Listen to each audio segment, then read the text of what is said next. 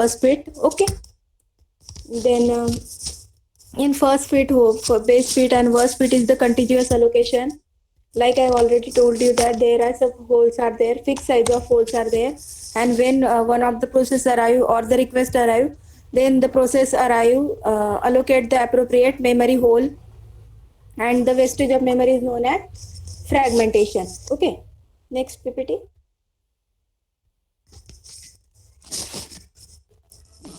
There are two types of allocation is there: static allocation and dynamic allocation. If there is a already the hole and the memory spaces are given fixed size of fixed means the size of memory means the size of memory space or the holes is not change. तो अगर memory की size वो change नहीं होने वाली तो उसको fix partition कहते हैं, और फिक्स पार्टीशन को स्टैटिक स्टोरेज एलोकेशन कहते हैं। और डायनामिक स्टोरेज एलोकेशन का मतलब क्या रहता है कि रन टाइम पे जब प्रोसेस का रिक्वेस्ट आएगा तो वैसे वन बाय वन प्रोसेस को अगर हम मेमोरी स्पेस एलोकेट करके देते हैं तो उसको डायनामिक स्टोरेज एलोकेशन कहते हैं। We already last lecture solved the three types of algorithm: first bit, base bit, and worst bit. First bit, the first checking from the first row and onwards. When you got the enough space for storing a request, then the hole is allocated for that request. In base bit, exactly match is found, and find out that if the as possible as that there is a less chance less wastage of memory or less internal fragmentation. And in worst bit, largest hole is allocated for the first request, and in decreasing order, first largest hole is allocated to first request, then second largest allocated to second, then third largest to third request. We already taken and solved the examples of all these algorithm. Next,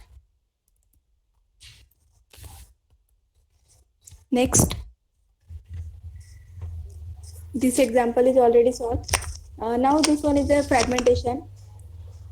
There are two types of fragmentations are there: internal fragmentation and external fragmentation is there. External fragmentation, it is a gap between the allocated contiguous memory. Total memory space exists to satisfy a request, but it is not contiguous. And in internal fragmentation, allocated memory may be slightly larger than the requested memory. This size difference is memory internal to a partition but not being used. तो जो भी static partition की वजह से जो भी wastage of memory होता है उसको इंटरनल फ्रैगमेंटेशन बोलते हैं, और जो डायनामिक मेमोरी एलोकेशन की वजह से होता है उसको एक्सटर्नल फ्रैगमेंटेशन बोलते हैं। इंटरनल फ्रैगमेंटेशन क्या होता है कि already fix size of partition और होल्स क्रिएट किए हैं, वहाँ पे आप वन बाय वन रिक्वेस्ट को स्टोर करते जाते हो। अभी पार्टीशन तो चेंज नहीं होगा, तो पार्टीशन अगर बहुत बड़ा है और हर बार हम रिक्वेस्ट छोटे छोटे भेजेंगे तो बहुत बड़ा पार्टीशन का साइज जो है वो वेस्ट होगा। तो अगर जब मेमोरी के जो स्पेसेस है, मेमोरी के जो पार्टीशन है वो अगर फिक्स साइज के है और उस फिक्स साइज के मेमोरी पार्टीशन पे अगर आप कोई रिक्वेस्ट सेव करते हो तो उस टाइम पे बहुत बड़ा वाला पार्ट जो है बहुत बड़े वाले जो स्पेसेस है वो वेस्टेज होते हैं बहुत। तो ये वाला पार्ट जो रहता है वो internal fragmentation, and this is possible in static allocation. But in dynamic allocation में क्या है, रन टाइम जैसे ही प्रोसेस का रिक्वेस्ट आएगा वैसे उसको मेमोरी अलोकेट किया जाएगा। अभी देखो प्रोसेस P1 का रिक्वेस्ट आया तो डायनामिक पार्टीशन में उसके लिए 20 KB का साइज बना दिया। फिर थोड़ी देर बाद ऐसे हुआ कि 20 KB का वो प्रोग्राम की हमें ज़रूरत नहीं थी तो प्रोसेस P1 को डिलीट कर दिया। अभी क्या होगा कि डायनामिक पार्टीशन में जब तक हमारा जो 20 KB का प्रोग्राम नहीं आएगा तब तक वो वाला स्पेस एम्प्टी ही रहेगा। तो क्या है, डायनामिक पार्टीशन में हम क्या करेंगे, रन टाइम पे प्रोग्राम्स डालते हैं और रन टाइम पे उस प्रोग्राम्स को वहां से हटा देते हैं। तो रन टाइम पे प्रोग्राम डालेंगे तो प्रॉब्लम क्या होगा कि जैसे ही प्रोग्राम डाला वो वाला मेमोरी अलोकेट हो जाएगा dynamically. when the program is allocated the memory runtime, then it is called as dynamic allocation, means not fixed partition is there, dynamically the size of the program के हिसाब से वहां पे मेमोरी में allocation किया जाता है। तो डायनामिक अलोकेशन में क्या रहता है कि जैसे अगर आप कोई भी रिक्वेस्ट अलोकेट करते जाओगे तो वहां पे रिक्वेस्ट अलोकेट करने की वजह से जो मेमोरी वेस्टेज होती है उसे एक्सटर्नल फ्रैगमेंटेशन कहा जाता है।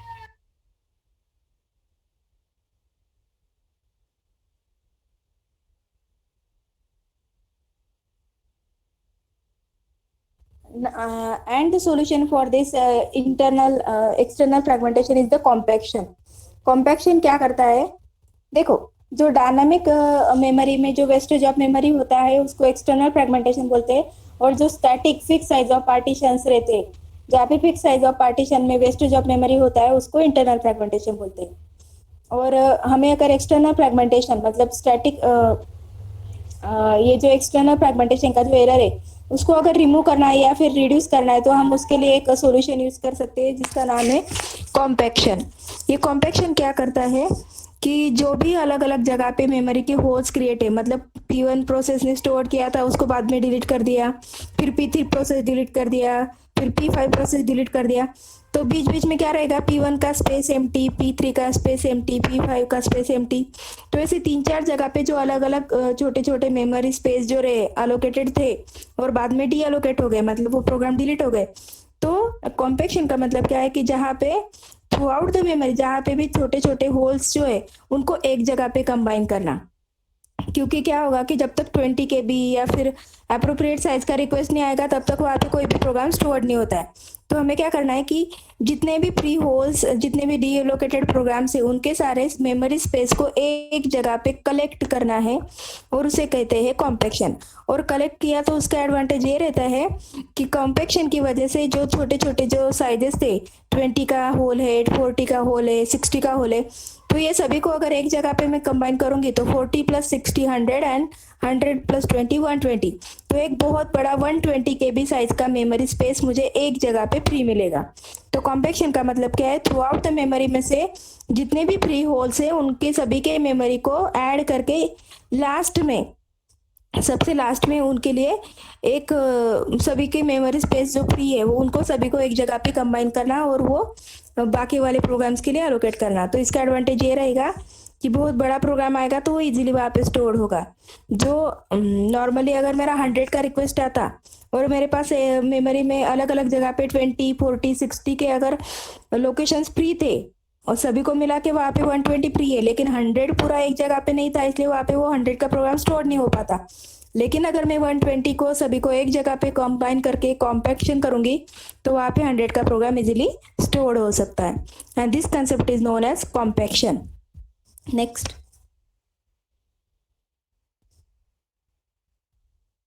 Now the concept of paging. आपको पता है कि जब भी प्रोग्राम स्टोर होते हैं तो उसको पेजेस में डिवाइड किया जाता है। नॉर्मली 2 KB का पेज है, 4 KB का पेज है, इस तरह से प्रोग्राम को नंबर ऑफ पेजेस में डिवाइड किया जाता है। Logical address space of a process can be non-contiguous. Process is allocated physical memory whenever the latter is available. तो यहाँ पे क्या होता है? जो फिजिकल मेमोरी है उसको फिक्स साइज ऑफ ब्लॉक्स में डिवाइड किया जाता है। फिक्स साइज ऑफ ब्लॉक मतलब क्या रहता है कि जो मेन मेमोरी है वहाँ पे लाइक अभी मैंने बताया ना, size is always in the power of 2, तो वहाँ पे 2 KB या फिर 512 बाइट्स का एक रहेगा, 8192 बाइट का एक एक ब्लॉक मतलब एक एक पेज स्टोर करने के लिए वहाँ पे उतनी सारी मेमोरी वहाँ पे फ्रेम्स रहेंगी। तो लॉजिकल मेमोरी में क्या रहेगा? लॉजिकल मेमोरी मतलब आपके सीपीयू का जो प्रोग्राम है उस प्रोग्राम को आप छोटे छोटे ब्लॉक्स में डिवाइड करोगे जिसे पेजेस कहा जाएगा, और 1 बाय 1 जैसे पेजेस आते जाएंगे वो पेजेस अप्रोप्रिएट फ्रेम में स्टोर किए जाएंगे। और ये सारे जो फ्रेम्स कौन से पेज के लिए कौन सा फ्रेम अलोकेट किया, तो इसका जो कीपिंग ट्रैक जो है वो पेजिंग में किया जाता है with the help of page table. Okay, to run a program of size n pages need to n free frames.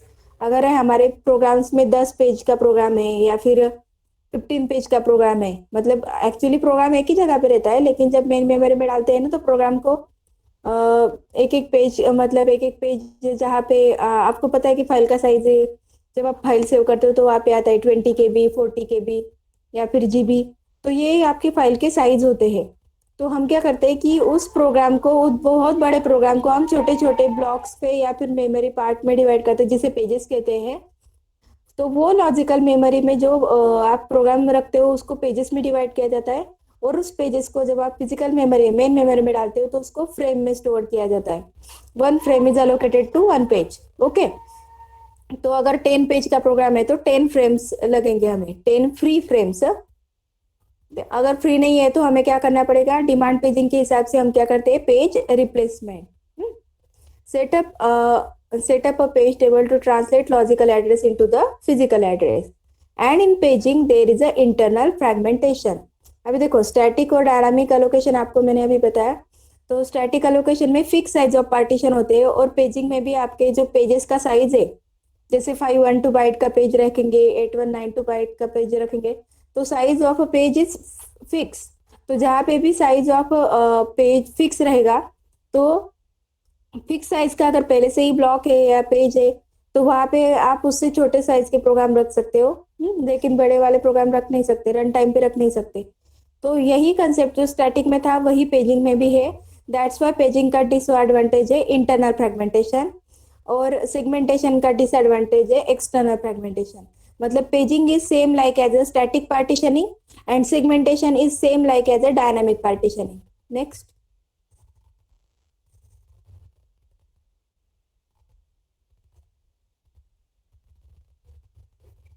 यहाँ पे जब एड्रेस ट्रांसलेशन होता है, तो वहाँ पे हमें दो पार्ट लगते हैं, page number and page offset. Offset मतलब उसका बेस एड्रेस, स्टार्टिंग एड्रेस लगता है, और उस पेज का नंबर लगता है, जिसको हमें मतलब हर पेज को यूनिक नंबर दिया जाता है ना। तो उस यूनिक नंबर के पेज को अगर हमें लेना है कि पेज नंबर 1 लेना है, पेज नंबर 2 लेना है, तो उसका पेज नंबर लगेगा प्लस उसका ऑफसेट लगेगा, मतलब उसका बेस एड्रेस, जहाँ से हमें पता चलेगा कि वो पेज कहाँ से लेना है। Next.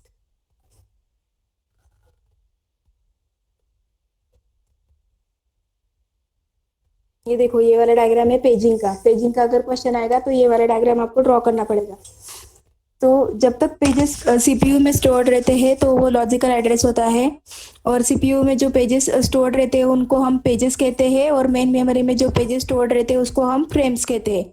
That's why here CPU से जो भी हमें दो पार्ट मिले, पी प्लस डी। तो यहाँ पे पी का मतलब है पेज नंबर, और डी का मतलब है उसका ऑफसेट, उसका लॉजिकल एड्रेस, स्टार्टिंग एड्रेस। तो पेज टेबल में वहां पे एंट्री किया जाएगा। पेज टेबल क्या चेक करेगा कि the page number is already present in main memory और नॉट। अगर वहां पे वो पहले से ही वो पेज प्रेजेंट रहेगा तो वैलिड बिट सेट रहेगा, and if the page is not present then invalid bit is set रहेगा। तो वो वाला पेज जो है वो हमें किसी फ्रेम में रखना पड़ेगा। जैसे मैंने आपको बताया कि सीपीयू में जब तक पेजेस रहेंगे तो उसको पेज नंबर कहा जाएगा, लेकिन वो पेज जब हम मेन मेमोरी में रखेंगे, फिजिकल मेमोरी में रखेंगे, तो उसको फ्रेम में डाला जाएगा। मतलब पेज की जगह पे वहां पे हम वर्ड यूज करेंगे फ्रेम। तो यहाँ पे एक पेज टेबल बनाया कि उस पेज के लिए कौन सा फ्रेम अलोकेट करना है, तो फ्रेम नंबर का एफ लिखा है। उस फ्रेम के ऊपर उस पेज को पुट डाउन किया जाएगा। बेस एड्रेस जो था वो एज इट इज उसमें प्लस किया जाएगा, और जो नया एड्रेस जो मिलेगा वो फिजिकल मेमोरी का रहेगा। मतलब यहाँ से क्या होगा, पेज नंबर हमें पेज टेबल में डाल के पहले उसको चेक करना है, वेरीफाई करना है whether the page is present in main memory और नॉट, वैलिड और not. If invalid, then taken the page from the CPU and the offset address, and after that make the entry into the page table. In page table, the page is put into the appropriate frame, free frame. तो वहाँ पे जो free frame मिला उसके ऊपर हमें वो page को लिखना है। उस फ्रेम में उस ऑफसेट एड्रेस को ऐड करके हमें फिजिकल मेमोरी का एड्रेस फाइंड आउट करना है। Okay, this diagram is for paging diagram. Next. ये देखो, ये लॉजिकल मेमोरी में हमारे जितने भी प्रोग्राम है वो प्रोग्राम पेजेस में स्टोर्ड रहेंगे, पेज नंबर 0 1 2 3। और वो लॉजिकल मेमोरी के बाद जब फिजिकल मेमोरी में जाएंगे तो उसको फ्रेम्स में कहा जाएगा। Frame number 0 1 2 3 4 5 6 7, there are 7 frames are there, and in 7 frames appropriate pages are stored. Page number 0 is stored at frame number 1, page number 2 is stored at frame number 3, page number 1 is stored at frame number 4, and page number 3 is stored at frame number 7. And there is a page table is there. In page table, the outer side 0 1 2 3 is the page number, and inner side 1 4 3 7 is the frame number. तो page table जब बनेगा तो page table बनाते समय page number लगेगा। Page number 0 1 2 3 ये page number है, और 1 4 3 7 ये फ्रेम नंबर है। तो उस पेज को कौन से फ्रेम पे रखना है, तो पेज नंबर 0 को फ्रेम नंबर 1 पे रखना है। ठीक है, तो देखो पेज नंबर 0 जो है वो 1 नंबर फ्रेम पे डाला है। उसके बाद 1 के सामने 4 लिखा है, तो पेज नंबर 1 हमें फ्रेम नंबर 4 पे स्टोर करना है। इसीलिए 4 नंबर के सामने पेज 1 लिखा है, ठीक है। And this is the page table for paging. Next.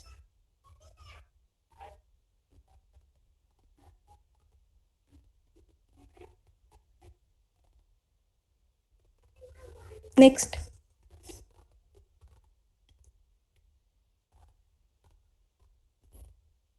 ये वाला लॉजिकल मेमोरी जो है, यहाँ पे एक प्रोग्राम के लिए अगर आपको मतलब क्या किया है यहाँ पे कि जैसे एक प्रोग्राम के अंदर 0 1 2 3 इस तरह से पेजेस है।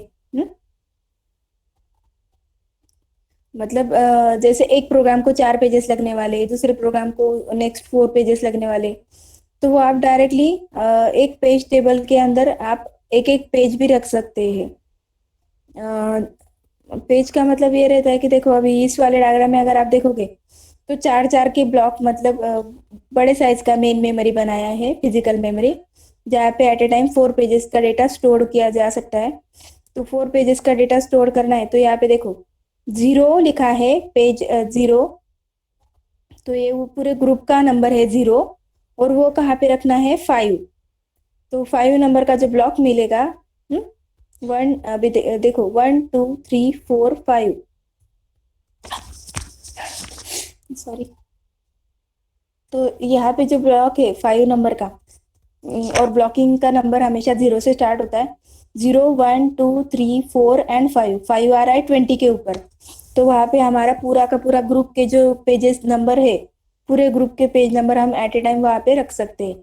मतलब हम जैसे एक सिंगल पेज रखेंगे तो उसकी जगह पे आप एट ए टाइम 4 4 पेजेस एक ग्रुप में मतलब कंटिन्यूअस एलोकेशन के थ्रू आप एट ए टाइम रख सकते हैं। तो उस टाइम पे क्या है कि पूरा के पूरा प्रोग्राम जो है वो 4 पेजेस लगता है, तो हमें हर बार एक एक पेज डालने से अच्छा है कि हम एट ए टाइम पूरे प्रोग्राम को अगर लोड करना है तो डायरेक्टली उस ग्रुप का नंबर देके, उस स्टार्टिंग नंबर देके, मतलब उस जहाँ से उस प्रोग्राम का स्टार्टिंग हो रहा है वो स्टार्टिंग नंबर देके आप पूरे के पूरे कंटिन्यूअस पेजेस को आप एट ए टाइम लोड कर सकते हैं। नेक्स्ट।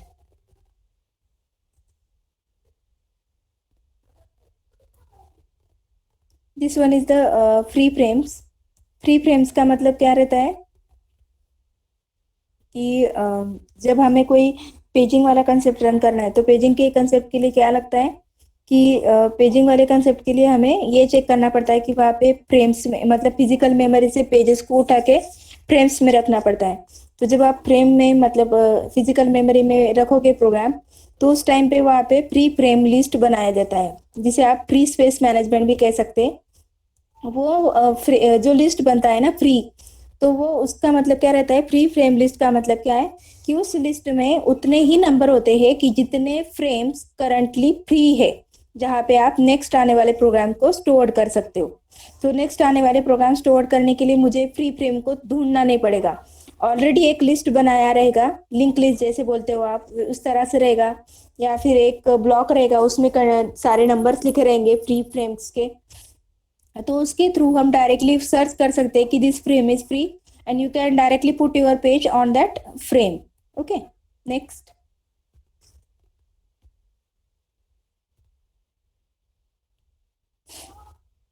और आपको ये तो पता है कि पेज टेबल जब बनता है तो पेज टेबल में एक बेस, एक पहला पेज वाला पार्ट रहता है और दूसरा डी वाला पार्ट रहता है। तो P for page number and D for the offset. और सेम वे एफ और डी होता है, F for the frame and D for the offset. तो यहाँ पे जो पेज टेबल बेस रजिस्टर का काम क्या रहता है कि वो पेज टेबल को पॉइंट करता है, और page table length register indicate the size of the page. तो बेस रजिस्टर जो है, रजिस्टर मतलब एस पी बी पी, जहाँ पे बेस के लिए बी आ रहा है। तो बेस एड्रेस स्टोर करने के लिए हम जो रजिस्टर यूज करने वाले हैं वहाँ पे वो बेस एड्रेस स्टोर करेगा। और लेंथ रजिस्टर जो है, मतलब सपोज आपने यूज किया एस आई डी आई, या फिर any special register is there, तो वहाँ पे आप लेंथ मतलब actual size of a program भी आप स्टोर कर सकते हैं। तो जहाँ पे बेस रजिस्टर यूज किया जाएगा उसको पीटीबीआर कहते हैं। और जहाँ पे लेंथ, लेंथ मतलब इस zero, zero is the starting address, तो zero is the base address हुआ, तो 0 से लेके 40 के बी तक, तो 40 is the length of a program. तो ये जो साइज है वो साइज एक रजिस्टर होल्ड करेगा, और उसका बेस एड्रेस एक रजिस्टर होल्ड करेगा। तो जहाँ पे बेस एड्रेस होल्ड करेगा उसको पीटीबीआर कहते हैं, और जहाँ पे लेंथ होल्ड करेगा उसको पीआरएलआर कहते हैं। Then in this scheme every data instruction access require two memory accesses, one for the page table and one for the data और instruction। तो पहला वाला जो पार्ट रहता है वो पेज टेबल रहता है, और दूसरा वाला जो पार्ट रहता है उसका वो ऑफसेट रहता है। डेटा एंड इंस्ट्रक्शन मतलब वहाँ पे जो भी आपका एक्चुअल डेटा रहता है ना, उसको हम इनडायरेक्टली ऑफसेट वर्ड यूज करें। और ऑफसेट में का मतलब क्या, उस जगह पे क्या लिखे रहेंगे, नंबर ऑफ इंस्ट्रक्शंस होंगे, नंबर ऑफ डेटा होगा ना, प्रोग्राम मतलब। तो वो आपका एक्चुअल जो आपका प्रोग्राम का साइज है वो रहेगा, मतलब साइज मतलब एक्चुअल कंटेंट रहेंगे प्रोग्राम के। The two memory access problem can be solve by the use of special fast look hardware called associative memory और ट्रांसलेशन लुक असाइड बफर। अभी टीएलबी क्या होता है, ट्रांसलेशन लुक असाइड बफर क्या होता है वो देखते हैं नेक्स्ट।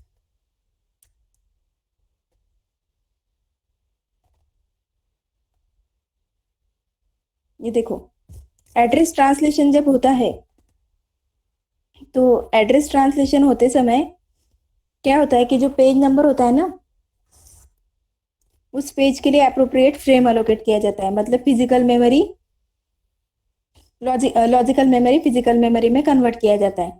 तो हमें उनका जो मैपिंग है कि कौन से लॉजिकल एड्रेस के लिए कौन सा फिजिकल एड्रेस अलोकेट किया, मतलब कौन से लॉजिकल एड्रेस के लिए कौन सा फिजिकल एड्रेस हमारा फाइंड आउट हुआ है, तो उसका जो मैपिंग जो टेबल मेंटेन किया जाता है उसको एसोसिएटिव मेमोरी कहा जाता है। जिसके थ्रू हम इजीली सर्च कर सकते हैं कि हमारा पेज नंबर कौन से फ्रेम में स्टोर्ड है। तो जहाँ पे मैपिंग का मतलब क्या रहता है कि लॉजिकल एड्रेस क्या था और लॉजिकल एड्रेस को कन्वर्ट करने के बाद फिजिकल एड्रेस क्या मिला, तो ऐसा जहाँ पे इंफॉर्मेशन मेंटेन किया जाएगा ना, उसे एसोसिएटिव मेमोरी या फिर एड्रेस जो ट्रांसलेशन हो रहा है ना उसका इंफॉर्मेशन मेंटेन किया जाता है। एड्रेस ट्रांसलेशन बोल सकते हो आप उसको, एड्रेस ट्रांसलेशन कैचे। नेक्स्ट,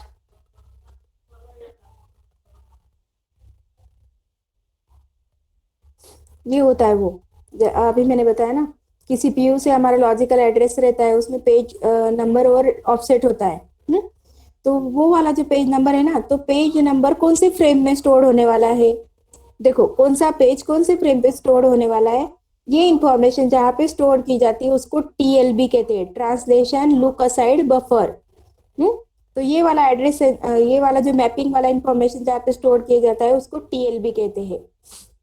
और ये टीएलबी हिट और टीएलबी मिस का मतलब ये रहता है कि अगर ऑलरेडी वो पेज हमें क्या बोलते हैं, मेन मेमोरी अगर फाइंड हुआ किसी फ्रेम में अगर मिल गया तो उसको हिट बोलते हैं। अगर वो पेज हमें मेन मेमोरी में नहीं मिला तो हमें सीपीयू से उस पेज को पहले पेज टेबल में एंट्री करके उस फ्रेम के ऊपर लिखना पड़ता है। तो आपको पेज फॉल्ट वाला जो कंसेप्ट है ना वही है। अगर पेज ऑलरेडी मेमोरी में फाइंड हुआ तो उसको हम पेज फॉल्ट नहीं बोलते, पेज हिट बोलते। अगर मेमोरी में पेज फाउंड नहीं हुआ तो उसको पेज फॉल्ट बोलते हैं। तो सेम वे यहाँ पे टीएलबी हिट का मतलब है कि page is already found in main memory, और टीएलबी मिस का मतलब क्या है, the page is not found in main memory. तो उसको ट्रांसलेशन लुक असाइड बफर का हिट और मिस कहा जाता है। और जहाँ पे ये इंफॉर्मेशन मेंटेन किया जाता है पेज नंबर के लिए कौन सा फ्रेम नंबर अलोकेट करना है, तो उस मेमोरी का जो इंफॉर्मेशन जो भी बफर उसे होल्ड करता है उसे ट्रांसलेशन लुक असाइड बफर कहते हैं। नेक्स्ट,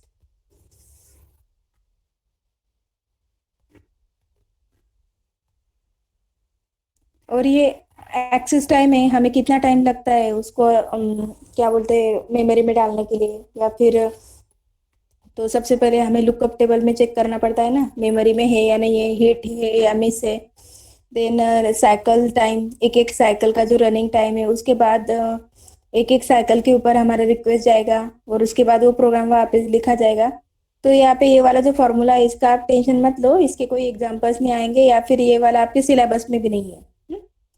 तो ये सिर्फ एक इफेक्टिव एक्सेस टाइम, मतलब एक पेज को मेमोरी में डालने के लिए कि जितना टाइम लगता है ना उतने टाइम को इफेक्टिव एक्सेस टाइम कहा जाता है। नेक्स्ट,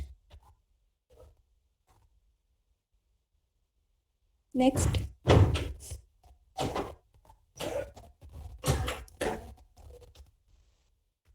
वैलिड इनवैलिड मैंने बता दिया है आप लोगों को। जो पेज मेमोरी में फाउंड होते हैं उसको वैलिड लिखा जाता है, जो पेज मेमोरी में नहीं फाउंड होते उसको इनवैलिड लिखा जाता है। अभी यहाँ पे 0 1 2 3 4 5 ये वाले पेज वैलिड है, उनके सामने वी लिखा है। और जो वाला पेज है पेज नंबर 6 और 7 मेन मेमोरी में नहीं है, दैट्स वाई उनके सामने आई लिखा है, इनवैलिड लिखा है। नेक्स्ट, स्वैपिंग वाला कंसेप्ट हो चुका है अपना। नेक्स्ट,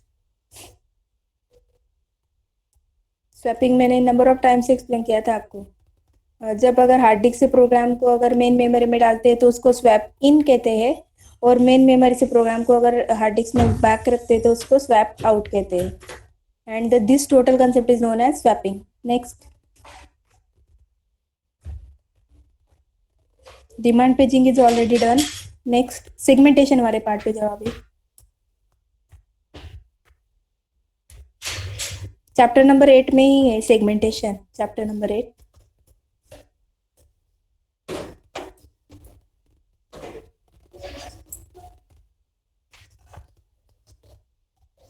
पेज फॉल्ट के ये स्टेप्स भी एक्सप्लेन कर दिए मैंने आपको। नेक्स्ट,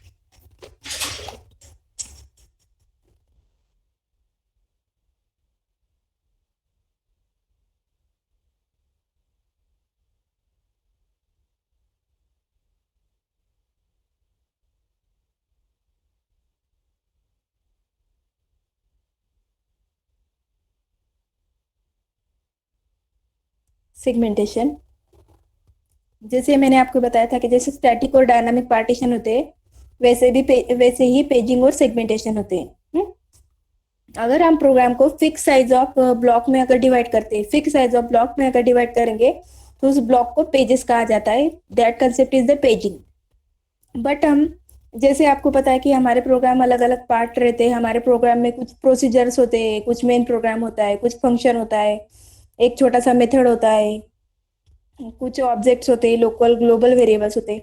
मतलब हमारा एक्चुअल प्रोग्राम जो है वो अलग अलग पार्ट में डिवाइड रहता है। उसमें कुछ फंक्शंस होते हैं, फंक्शंस के बाद कुछ मेथड्स होते हैं, मेन प्रोग्राम, प्रोसीजर्स। तो हम एक प्रोग्राम को फिक्स साइज ऑफ पेजेस में डिवाइड करने से अच्छा है कि एक प्रोसीजर के लिए एक ब्लॉक असाइन करें, एक मेथड के लिए एक ब्लॉक असाइन करें, मेन प्रोग्राम के लिए दूसरा ब्लॉक असाइन करें। तो यहाँ पे क्या रहेगा, मेथड, प्रोसीजर, मेन प्रोग्राम, हर एक के लिए अलग अलग ब्लॉक जो असाइन होगा वो उसका साइज जो रहेगा वो डिफरेंट रहेगा, बिकॉज मेन प्रोग्राम का साइज बड़ा रहेगा, मेथड प्रोसीजर छोटे छोटे रहेंगे, उनका साइज छोटा रहेगा। तो यहाँ पे आप हर पार्ट के लिए डिफरेंट साइज के ब्लॉक अलोकेट करोगे, और डिफरेंट साइज के ब्लॉक जब अलोकेट होते हैं वो डायनामिकली अलोकेट होते हैं, मतलब रन टाइम पे अलोकेट किया जाता है। That's why this segmentation concept is similar like as a dynamic allocation. And the disadvantage, like as a dynamic partition, in dynamic partition there is a external fragmentation is there, same way in segmentation there is a external fragmentation is there, and in paging there is a internal fragmentation is there, like as static partitioning। तो ये paging and static में internal fragmentation होता है, segmentation और dynamic allocation में external fragmentation होता है। Memory management scheme that support user view of memory. तो यूजर के व्यू के हिसाब से अगर हम मेमोरी अलोकेट करते जाए सेगमेंट वाइज, तो program is a collection of segments. अब प्रोग्राम जो रहते हैं वो सेगमेंट रहते हैं, और यहाँ पे उस सेगमेंट के अंदर एक मेन प्रोग्राम का अलग सेगमेंट, प्रोसीजर का अलग, फंक्शन का अलग, मेथड का, ऑब्जेक्ट का, local local global variable, common block, stack, symbol table, array. तो इस हिसाब से आप अलग प्रोग्राम के टोटल पार्ट को आप छोटे छोटे सेगमेंट्स में डिवाइड कर सकते हो। और ये यूजर का व्यू है कि टोटल प्रोग्राम्स को हम अलग अलग पार्ट में अगर डिवाइड करेंगे तो उसको, उस प्रोग्राम को कलेक्टिवली सेगमेंट्स कहा जाएगा, सेगमेंट्स। ओके। नेक्स्ट, ये है, अगर हम देखो, जब हम प्रोग्राम को फिक्स साइज ऑफ पेजेस में डिवाइड करेंगे तो वो पेज में दिखते थे। अगर यूजर व्यू के थ्रू अगर हम प्रोग्राम को देखेंगे तो यूजर व्यू ऐसा रहेगा, सब रूटीन तो अलग पार्ट है, स्टैक तो अलग पार्ट है, सिंबल टेबल अलग है, मेन प्रोग्राम अलग है, और एसक्यूआरटी फंक्शन अलग है। तो ये यूजर का व्यू है, यूजर को लॉजिकली इस तरह से अपना प्रोग्राम दिखता है। नेक्स्ट, तो यूजर के हिसाब से फिजिकल मेमोरी अलोकेट करके देना, मतलब सेगमेंट 1 के लिए, सेगमेंट 2 के लिए, सेगमेंट 3 और 4 के लिए एप्रोप्रिएट मेन मेमोरी का स्पेस अलोकेट करके देना। तो ये वाले कंसेप्ट को कहा जाता है सेगमेंटेशन। तो पेजिंग में हमारे फिक्स साइज ऑफ पेजेस थे, सेगमेंटेशन में हमारे डिफरेंट साइज ऑफ ब्लॉक से, डिफरेंट साइज ऑफ सेगमेंट से, जहाँ पे अलग अलग डेटा, प्रोग्राम का अलग अलग data, functions, method, object, main program, ये स्टोर्ड रहेंगे। और उस अलग अलग पार्ट को आप अलग अलग जगह पे मेन मेमोरी में लोड कर रहे हो। नेक्स्ट।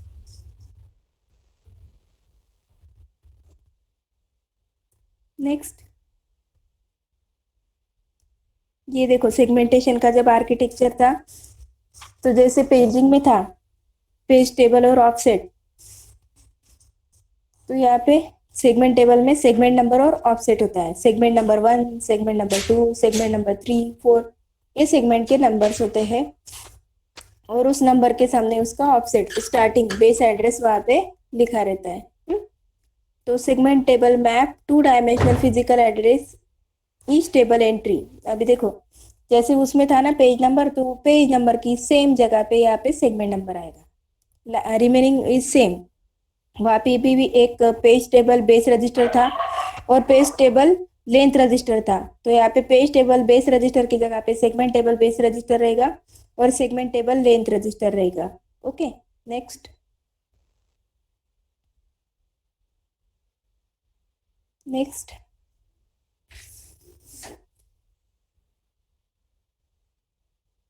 नेक्स्ट, ये है सेगमेंटेशन का डायग्राम। जैसे पेजिंग का डायग्राम था ना, तो सेम डायग्राम है, बस उसमें डिफरेंस ये है कि उसमें पेज टेबल था, सेगमेंट नंबर है इसमें, यहाँ पे सेगमेंट पी की जगह पे एस है। हम्म, और वो वाला जो एफ वाला पार्ट था, वो वाला पार्ट यहाँ पे मिसिंग है। ये मतलब यहाँ पे पेजेस अप्रोप्रिएट फ्रेम पे स्टोर हो रहे थे, यहाँ पे डायरेक्टली सेगमेंट फिजिकल मेमोरी में स्टोर होगा। अभी यहाँ पे फ्रेम्स क्यों नहीं बनाए? बिकॉज फिक्स साइज का मेन मेमोरी को हम फिक्स साइज में नहीं डिवाइड कर रहे। मेन मेमोरी जैसे रिक्वेस्ट आएगा उस तरह से उसके लिए मेमोरी अलोकेट कर देगा। That's why here F frames are absents. Okay. तो पहले सीपीयू से हमारा सेगमेंट नंबर लेंगे, उस सेगमेंट नंबर को सेगमेंट टेबल में एंट्री किया जाएगा। उसका लिमिट और बेस एड्रेस होता है। बेस एड्रेस मतलब स्टार्टिंग एड्रेस, एंड लिमिट मतलब उसका लेंथ, कितने साइज का वो सेगमेंट है वो चेक करेगा कि उतने लिमिट का मतलब मेमोरी अवेलेबल है क्या नहीं। यस अगर है तो उस लिमिट में बेस एड्रेस ऐड करके फिजिकल मेमोरी में वो वाला सेगमेंट स्टोर किया जाएगा। अगर वहाँ पे इनेफ मेमोरी या फिर लिमिट का मतलब उतने साइज का अगर मेन मेमोरी में जगह नहीं है, तो वहाँ पे एरर आएगा, एड्रेसिंग एरर। मतलब मेरे पास मेन मेमोरी में 250 केबी तक का एरिया फ्री है और मेरा नेक्स्ट सेगमेंटेशन को 260 लगता है, तो 260 को वो एड्रेस के साथ कंपेयर करेगा, लेस देन है या ग्रेटर देन है। तो लेस देन अगर आया तो यस रहेगा, ग्रेटर देन अगर आ रहा है तो उसमें एड्रेसिंग एरर आएगा। तो by this table the segment table में एंट्री किया जाएगा कि उसका स्टार्टिंग एड्रेस और उसका लेंथ क्या है। हम्म तो उसको चेक करके हम अप्रोप्रिएट लोकेशन फाइंड करेंगे फिजिकल मेमोरी में। Next, this one is the example of segmentation. Segmentation कैसे होगा ये देखो, इस डायग्राम में अलग अलग सेगमेंट्स बनाए हैं। Segment 0 for subroutine, segment 1 for SQRT, segment 2 for main program, segment 3 for stack, segment 4 for symbol table. तो पांच अलग अलग सेगमेंट्स बनाए हैं। ये उनके लॉजिकल एड्रेसेस है। सेगमेंट जैसे बनेंगे उनका एड्रेस अलग अलग रहेगा। तो हम क्या करें, सेगमेंट के लॉजिकली एड्रेस स्पेस के बाद हम नेक्स्ट बनाते हैं सेगमेंट टेबल। सेगमेंट टेबल में लास्ट वाले जो आउटर साइड 0, 1, 2, 3, 4 है वो सेगमेंट नंबर है। फिर उस सेगमेंट का बेस एड्रेस है और बेस एड्रेस के बाद उसका लिमिट है, मतलब उसका टोटल लेंथ कितना उसको मेमोरी लगने वाला है। तो सेगमेंट नंबर 0 का स्टार्टिंग एड्रेस है 1400। तो 1400 लोकेशन पे सेगमेंट नंबर 0 स्टोर होना स्टार्ट होगा और उसके पास उसके 1400 से लेके 1000 लोकेशन उसको अलोकेट करके देना है, 1000 मेमोरी। तो 1400 प्लस 1000 इज इक्वल टू 2400। तो segment 0 is stored at 1400 to 2400। Then in the same way segment 3 को अगर हम चेक करेंगे तो सेगमेंट 3 का स्टार्टिंग एड्रेस है 3200 एंड उसका लिमिट है 1100। तो 3200 पे सेगमेंट 3 स्टोर होना स्टार्ट हुआ, उसमें वो एड्रेस ऐड किया 1100 का, तो 4300 पे आपका सेगमेंट 3 स्टोर होना स्टॉप हो गया, मतलब उतना मेमोरी सेगमेंट 3 के लिए एलोकेट हुआ। Next,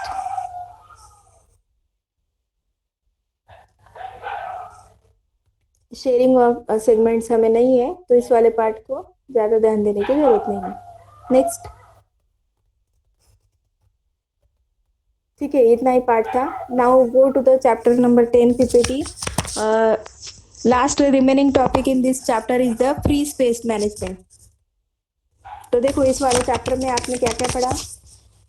please open the chapter number 10 PPT, free space management.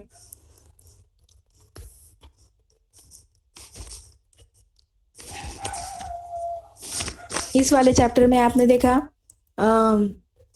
सबसे पहले हमने मेमोरी मैनेजमेंट कैसे होती है वो देखा, पेजिंग देखा, सेगमेंटेशन देखा, static allocation, dynamic allocation, then page fault, demand paging, then how to handle the page fault, उसके स्टेप्स देखे, then first speed, base speed, worst speed के एग्जांपल देखे, पेज रिप्लेसमेंट में आता है फीफो, एलआरयू, ऑप्टिमल के examples explain किए मैंने आपको। Now the last remaining topic is the free space management.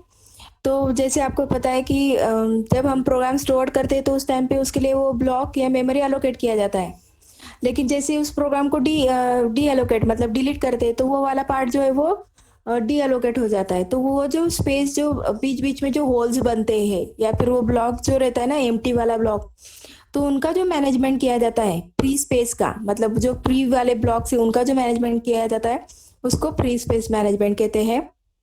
तो सबसे पहला वाला जो फ्री स्पेस मैनेजमेंट का जो मेथड है जिसके थ्रू हम ये मैनेजमेंट करते हैं वो है बिट वेक्टर। तो बिट वेक्टर में अगर हमारा कोई ब्लॉक फ्री है तो उसको 1 सेट करते हैं, अगर ब्लॉक ऑलरेडी ऑक्यूपाइड है यहाँ पे अगर प्रोग्राम स्टोर्ड है उस ब्लॉक में तो उसको 0 लिखते हैं। मतलब 1010 फॉर्मेट में हमें 10 से फाइंड कर सकते हैं कि कौन सा ब्लॉक करंटली फ्री है और कौन सा ब्लॉक करंटली अवेलेबल है। फ्री का मतलब 1 है और 0 का मतलब अलोकेटेड है। नेक्स्ट, ये फर्स्ट मेथड है, बिट वेक्टर के थ्रू हमें समझ में आ जाता है कि which blocks are free and which blocks are occupied. Next,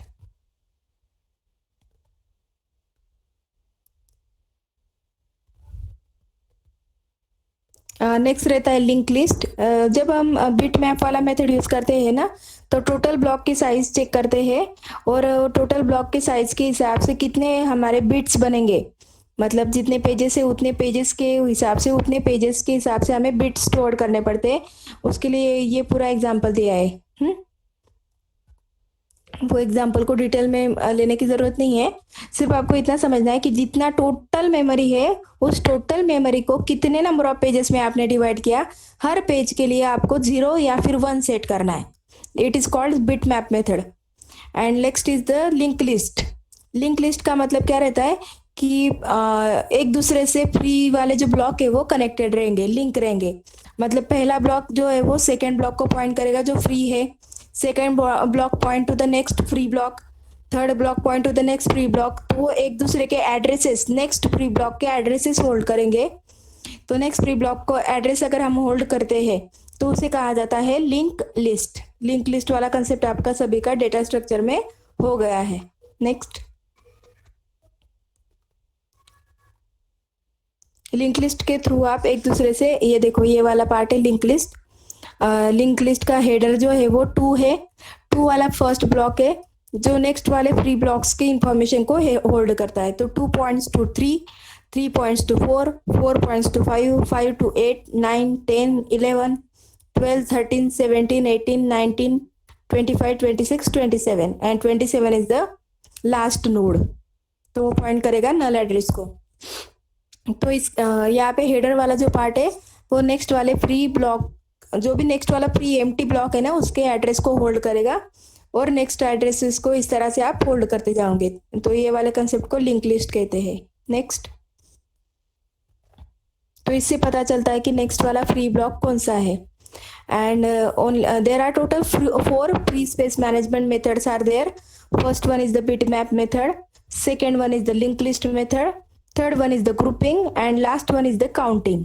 तो ग्रुपिंग में क्या रहता है कि जैसे मॉडिफाइड लिंक लिस्ट बोल सकते हैं कि जहाँ पे आप एक के बाद एक का एड्रेस स्टोर करते हैं, तो उसके जगह पे एक ही ब्लॉक बनाते हैं, एक फ्री ब्लॉक, फर्स्ट वाला फ्री ब्लॉक, और वहां पे जितने भी फ्री लोकेशंस है ना, उन सभी फ्री लोकेशंस के एड्रेसेस एक जगह पे लिख के रखते हैं। मतलब हम नेक्स्ट नेक्स्ट को पॉइंट करते रहेंगे तो उसमें ज़्यादा टाइम लगता है ना, नेक्स्ट में नेक्स्ट का एड्रेस फाइंड करो, फिर नेक्स्ट का एड्रेस फाइंड करो। तो उससे अच्छा है कि डायरेक्टली एक उन सभी के जो इन्फॉर्मेशन है वो एक ही ब्लॉक में स्टोर करना, कि 12 फ्री है, 13 फ्री है, 14 फ्री है, 17 19 फ्री है। तो वो सारे सारे के सारे जो नंबर है ब्लॉक के, वो एक ही ब्लॉक में एक ही होल में लिख के रखते हैं, उसे ग्रुपिंग कहा जाता है। Like as link list, link list में जैसे हम एक के बाद दूसरे को पॉइंट करते हैं ना, तो वो उसकी जगह पे यहाँ पे क्या रहता है, सभी ऑल द फ्री प्रेसेस के नंबर्स को एक जगह पे रख देते हैं, उसको ग्रुप कहते हैं, grouping. Then next one is the counting.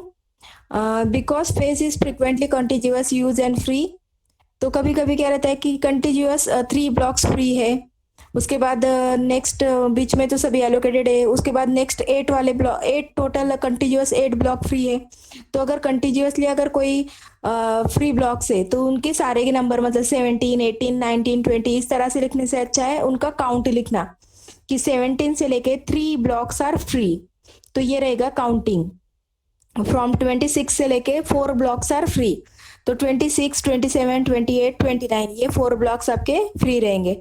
तो ये अगर आप काउंटिंग के टर्म्स में अगर लिखते हो कि लिस्ट ऑफ कितने फ्री ब्लॉक्स है उसके बाद उस ब्लॉक नंबर से, तो ये वाला कंसेप्ट रहता है आपका counting. Now this one is the end of your chapter number 5।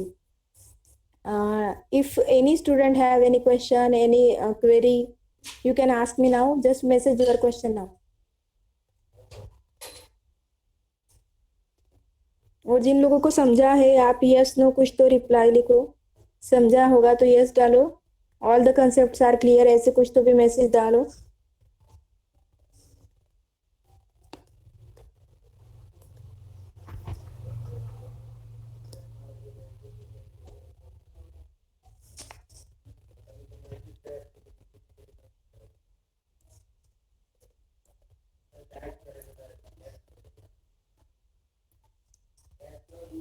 I think सभी के concept, most of the student, most सभी के नहीं, मोस्ट ऑफ द स्टूडेंट ने रिप्लाई किया है yes, means all concept are clear. मैं सभी से रिप्लाई चाहती हूँ। ओके, तो सभी को रिप्लाई करना है, तब तक मैं अटेंडेंस ले रही हूँ, उतने टाइम तक लॉग आउट कोई नहीं होगा। और मैं आपको वन मोर अनाउंसमेंट ये है कि कल आपका ऑनलाइन क्विज है, ऑनलाइन टेस्ट है चैप्टर नंबर 2 और 3 के ऊपर। तो चैप्टर नंबर 2 और 3 का 40 मार्क्स का ऑनलाइन टेस्ट रहेगा लेक्चर के टाइमिंग में 2 to 3। तो आज आपको चैप्टर नंबर 2 और 3 के ऑब्जेक्टिव क्वेश्चंस, मतलब 4 में से एक ऑप्शन होगा, उसके लिए आपको रेडी रहना है। Okay,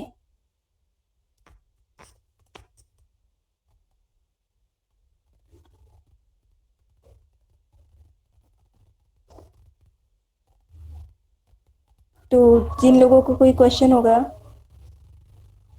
please ask me now, and if all concept are clear then send me yes. Okay, tomorrow there is a test on chapter number 2 and 3। Okay, आपका टेस्ट वगैरह इसके लिए ले रहे हैं बिकॉज आप सभी जो है ऑनलाइन लेक्चर्स अटेंड कर रहे हो, मतलब सभी करते हैं या नहीं वो मुझे नहीं पता सीरियसली, लेकिन आपके जो टर्म वर्क के मार्क्स है कि आपने कितने असाइनमेंट किए, क्विजेस में कितने मार्क्स मिले, कितना अटेंडेंस था आपका ऑनलाइन लेक्चर का, वो सभी मिला के आपके इस टाइम पे टर्म वर्क के मार्क्स डिसाइड होंगे। बिकॉज आप फिजिकली प्रैक्टिकल कर रहे हो या फिर नहीं कर रहे हो वो हमें यहाँ पे हम वेरीफाई नहीं कर सकते, तो वेरीफाई नहीं कर पा रहे इसलिए आपके मार्क्स देने का जो स्कीम रहेगा वो अलग अलग रहेगा। कितने लेक्चर्स अटेंड किए, अटेंडेंस कितना था, देन आफ्टर दैट उसकी ऑनलाइन क्विज अटेंड किया था या नहीं, कितने मार्क्स मिले थे, और उसके बाद आपने असाइनमेंट्स अगर दिए तो असाइनमेंट्स लिखे थे या नहीं। तो on the basis of that your term works marks will be given. अगर फेस टू फेस रहता तो उस हिसाब से आप कितने प्रैक्टिकल्स करते हो, कितने लेक्चर्स करते हो, वैसे ही आपका क्राइटेरिया डिसाइड होता है। लेकिन इस टाइम पे क्राइटेरिया अलग रहेगा थोड़ा सा, बिकॉज ऑनलाइन लेक्चर्स आते हैं। दैट्स वाई मैं आपको नंबर और टाइम मैसेज डाल रही हूँ कि जिन लोगों का अटेंडेंस कम है, अटेंडेंस इम्प्रूव करने के लिए ये अपने फ्रेंड्स को बोलो, क्योंकि जितना अटेंडेंस कम रहेगा उतने आपके मार्क्स भी कम हो सकते हैं। तो ठीक है, कोई प्रॉब्लम नहीं होगा तो मैं अभी सेशन को स्टॉप करती हूँ। अटेंडेंस मैंने ले लिया है। ओके, ठीक है, थैंक यू।